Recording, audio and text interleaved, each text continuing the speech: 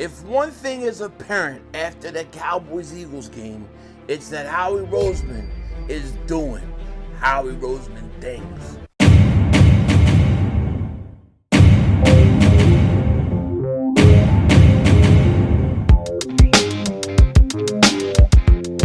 Dallas still stinks.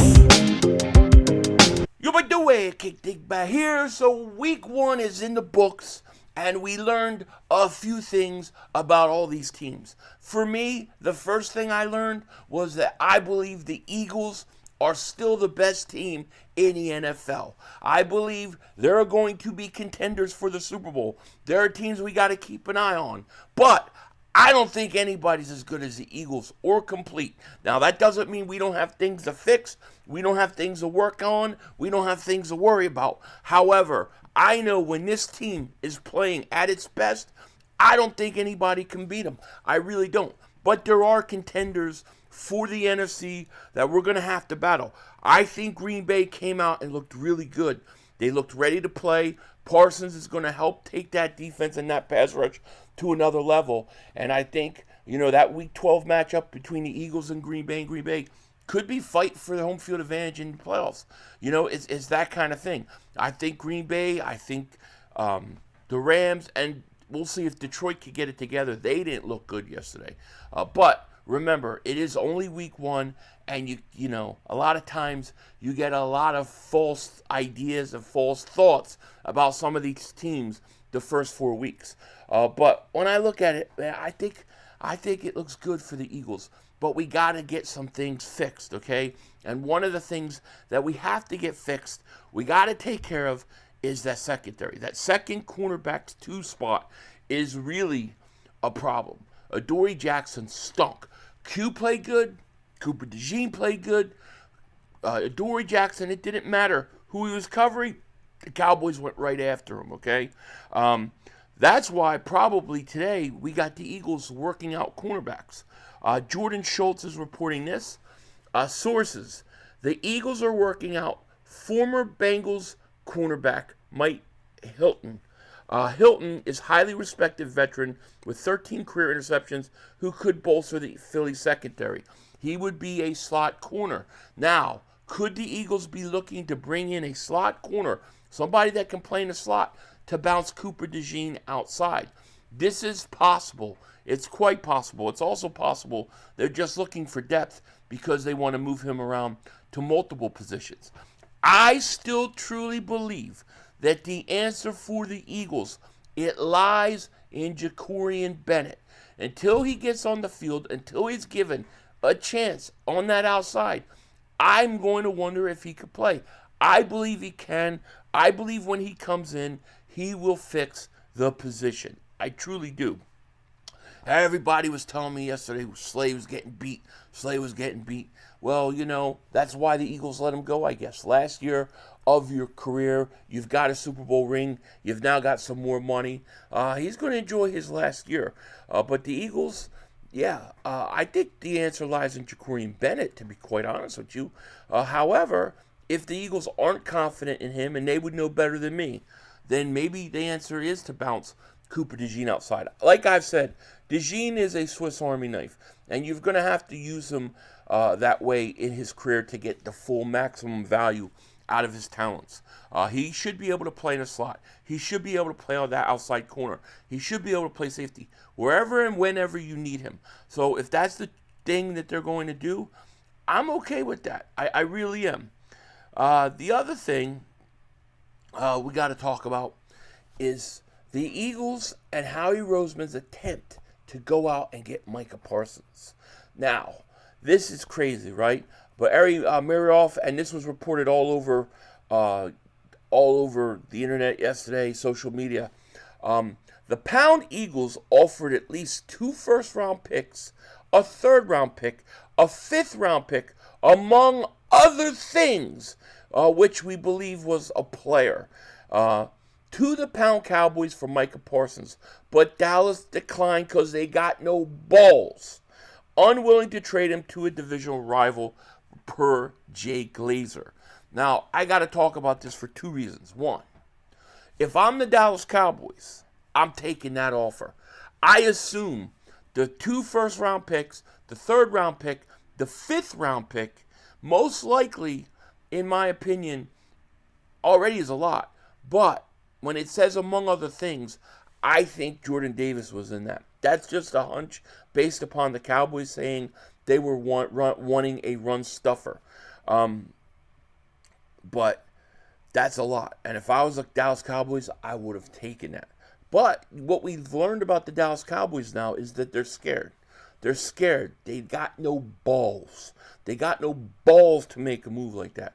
Okay, they were so scared that they were willing to take 2 first-round picks and a 31-year-old player instead of 2 first-round picks, a 3rd-round pick, a 5th-round pick, and a player, amongst other things, I'm assuming.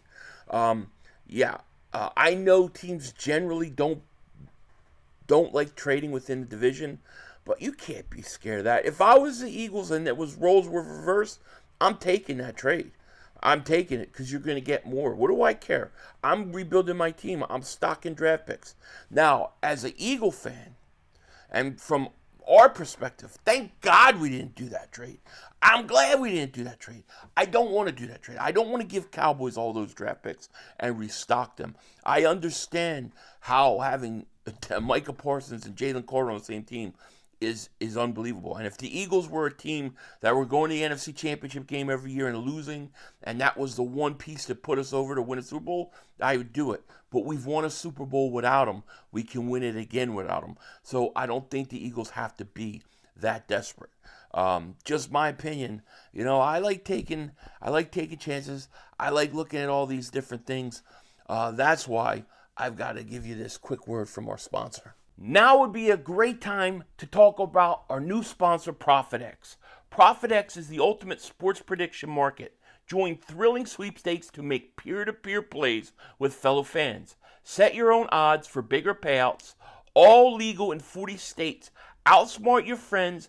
Elevate your game with ProfitX. All you got to do is use promo code Philly500 at the sign up to get up to $200 in ProfitX cash. That's $200 in ProfitX cash. All you have to do is use promo code Philly500. Must be of legal age. Void where prohibited. Start now at ProfitX. It was a wonderful week 1, but I already got my mind and eyes focused on week 2. And one of the plays that I really like, one of the things I really like is the Eagles at the Chiefs, right? Super Bowl rematch. A lot of people are thinking Chiefs 0-1. They're going to need this. They're going to go out and get it. But the truth is, the Eagles are -1 point favorites. -1 point favorites on the road.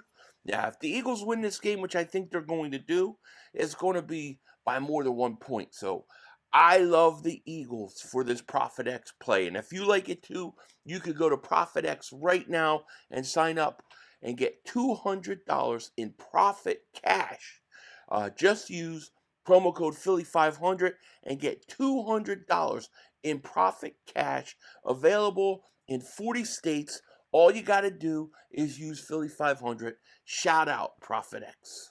So shout out to ProfitX for sponsoring today's video. What we really are wanting to see today and what we're really waiting for. And as of right now, it hasn't broke. But we're waiting to see how the league is going to come down on Jalen Carter and the spitting incident with Dak Prescott. Now, we've heard from USA Today that talked to executives who said that Jalen Carter would not be suspended, that he would be fined heavily, and we even heard that the Eagles could discipline him. They would in-house, and they may even sit the first quarter against the Chiefs. But we are waiting nonetheless. Adam Schefter said this yesterday. He said, during the spring league meetings, NFL executive Troy Vincent warned coaches, GMs, and executives that there would be, as one source recalled, zero tolerance for acts that demean the game, and the league would come down hard on violations.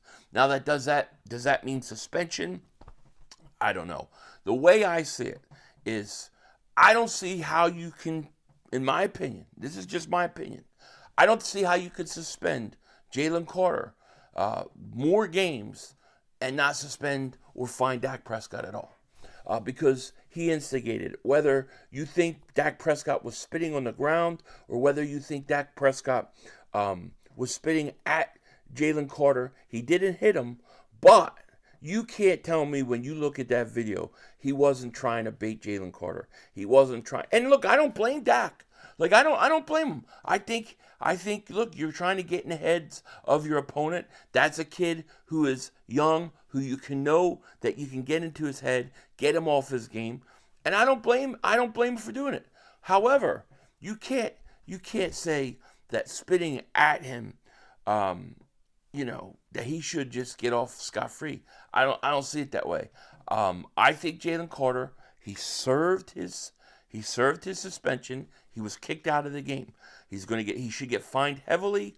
What he did was wrong. It was inappropriate, and it was unexcusable.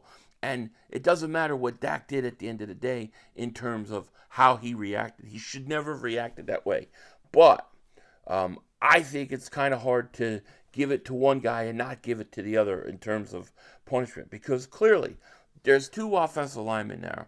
Dak spits between those two guys and starts smiling at Jalen Carter. Okay, so he was baiting him. If he just wanted to spit, he could have just turned his head left or right and spit, and nobody would have thought anything about it because it wasn't near anybody. But to go between two guys, yeah, he was trying to bait Carter. And like I said, I don't blame him.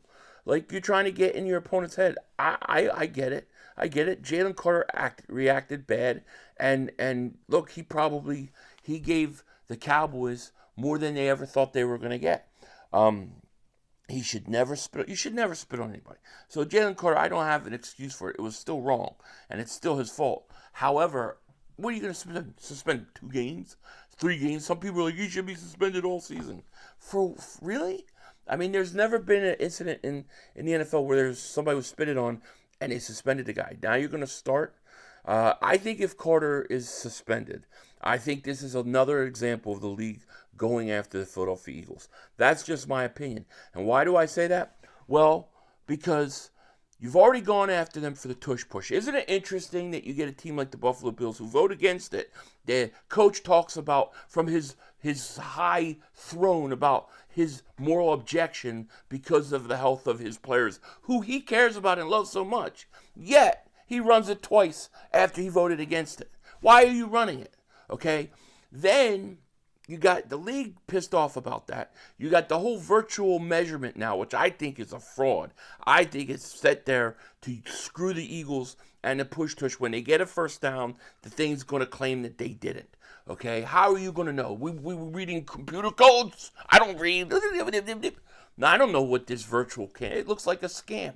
Then you've got the league wanting to change the rules on how you structure contracts and salary cap because the Eagles do it the best. Because their owner goes out and isn't afraid to spend money. And other owners don't like spending money. So this, to me, is just the league coming after the Eagles. Jalen Carter, he was suspended. He was suspended out of the Cowboys game. Okay? He was thrown out on national TV. He should be fined heavily, and that's it. We should be moving on. It should be the end of it. But we're going to find out. Hopefully, it'll come out before I post this video. But if not, I'll be back later. I also will be back later tonight. I'll be streaming the Bears and the Vikings. I think that's an interesting game. I want to take a look at both those teams. So if you want to come hang out with me tonight, talk more about the Carter situation and everything going on, I'll be there. With that said, take care. Talk to you later, of course. Don't be a dingbat. Remember, it's Howie Vision. We're all just living in it.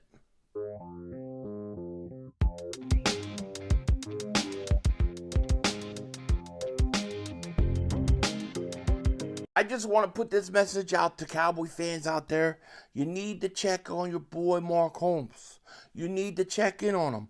Why? Because he's totally lost his mind. He says one thing in one video, another thing in another video. He's now showing Jalen Carter videos from the last few years. He can't get over what happened on Thursday night when the Eagles beat that Cowboys' ass and shut Dak Prescott down in the second half. He can't get over it. He needs help. He's not going to make it through the year because the Giants are going to beat the Cowboys on Sunday. Denzel Washington out.